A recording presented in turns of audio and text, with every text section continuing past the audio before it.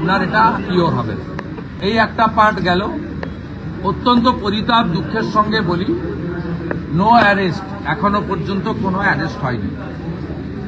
এবং এই রাজ্যের মুখ্যমন্ত্রীর যে মানবিকতা নেই অনেক আগে প্রমাণিত হয়েছে। কালকে দুজন, একজন এমপি একজন এমএলএ ইনজোর্ড হয়েছে।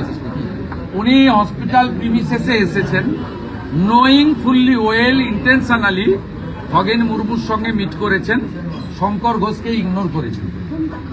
এটার মধ্য দিয়ে আমরা, উনি ভিজিট করুন, ওরাও চায় না, আমরাও চাই না, তবুও উনি এসেছেন। আমাদের যারা সাপোর্টার, ওর বাড়ির লোক অনেকেই অ্যাজিটেশন করার জন্য মুডে ছিলেন। আমরা মিস্টার বিপ্লব দেব বা আমরা ওভার টেলিফোন সকলকে বলেছি যে না, বিজেপি এসব সংস্কৃতিতে বিশ্বাস করে না, কার্সি মেনটেন করবেন। কিন্তু উনি একজনকে মিট করেছেন, আরেকজনকে মিট করেননি। মিট করতে গিয়ে তিনি যে কথাগুলো বলেছেন অত্যন্ত মর্মান্তিক, অমানবিক। প্রথম বলেছেন লাগলো কিভাবে। কাল থেকে উনার ইকোসিস্টেম যেটা বলছে পড়ে গিয়ে কেটেছে, মাথা ফেটেছে, তাকে উনি এন্ডোর্স করলেন। লাগলো কি করে নয়, উনার উচিত ছিল জিজ্ঞেস করলাম মারলো কিভাবে, মারলো কারা। উনি জিজ্ঞেস করেছেন আপনার সুগার কত, না আমার সুগার বেশি। আপনি কোথায় চিকিৎসা করছেন, উনি বলেছেন দিল্লি এইমসে।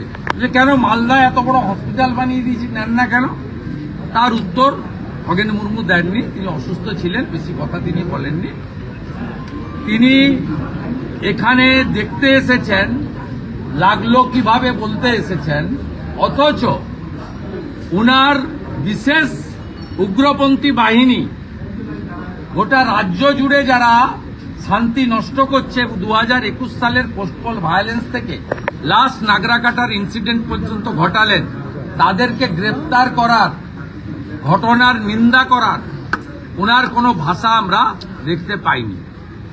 তাই এই মুখ্যমন্ত্রী সংসদীয় ব্যবস্থা, সংবিধান, বহুদলীয় গণতন্ত্র এবং মানবাধিকারের ক্ষেত্রে বিপজ্জনক, এই একটা কথা দিয়ে আমি শেষ করি।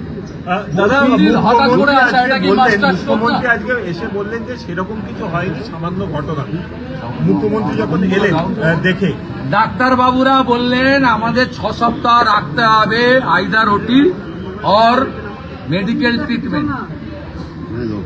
এবং ওনাদের কালকে স্ক্যানে প্রাইমারি এসেছিল, আজকে যে ওনারা স্ক্যান এমআরআই করেছে তাতে ক্রিস্টাল ক্লিয়ার এসছে এখানে ফ্র্যাকচার হয়ে গেছে। ইটস এ ভেরি সেন্সিটিভ বোন।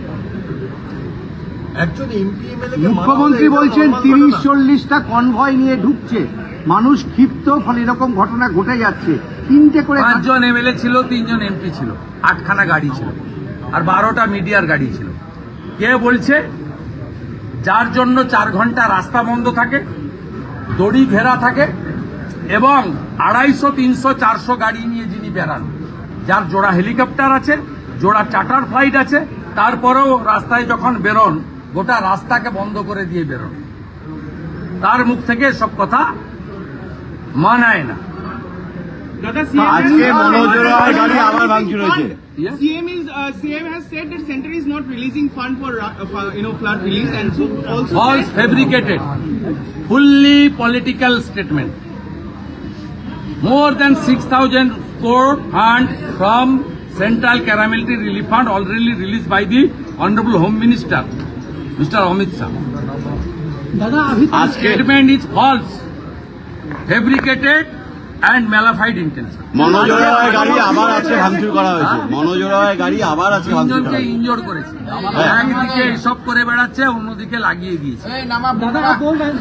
রিলিফ ওয়ার্ক সামাজিক সংগঠন, বিজেপির এমপি এমএলএরা করছেন। প্রধানমন্ত্রী স্বয়ং তার প্রতিনিধি পাঠিয়েছেন ক্যাবিনেট মিনিস্টার কিরণ রিজিজুকে। জেপি নাড্ডা স্বয়ং বিপ্লব দেবকে পাঠিয়েছেন খগেন মুর্মুর পাশে। এর থেকে প্রমাণিত হয় ভারতীয় জনতা পার্টি উত্তরবঙ্গের জন্য কতটা মমত্ববোধ ফিল করে আর কতটা আমাদের সহকর্মীদের জন্য ভারতীয় জনতা পার্টি তার দায়বদ্ধতা বা তার যে দায়িত্ব পালন করে। পূর্ব নির্ধারিত প্রোগ্রাম 26-এ এই রক্তের বদলা হবে সুদ সহ বাংলা উসুল করবে। ভারতীয় জনতা পার্টি সরকার আসার পরে 24 ঘন্টার মধ্যে ব্যবস্থা হবে। ইতিমধ্যে মাননীয় বিপ্লব দেব বলেছেন এসটি কমিশন হস্তক্ষেপ করেছে, ওম বিড়লা মহোদয় স্পিকার হস্তক্ষেপ করেছেন, জলপাইগুড়ির এসপি দিল্লি যাওয়ার জন্য ডিজিপি রাজীব কুমার ব্যাগ গুছিয়ে রাখুন। আপনি সিবিআই স্পিকারের ডাক আসবে। CBI যিনি কমপ্লেন করেছেন আমাদের মন্ডল প্রেসিডেন্ট, তিনি কলকাতা বেরিয়ে যাচ্ছেন। আগামীকাল কলকাতা হাইকোর্টের ভ্যাকেশন বেঞ্চে পুলিশ ইনঅ্যাকশনের মামলা হবে। রাজ্য সভাপতি শ্রমিক ভট্টাচার্য যে কথা বলেছেন তাকে আমি এন্ডোর্স করে সমর্থন করে বলি, এনআইএ বা সিবিআই তদন্ত হওয়া উচিত।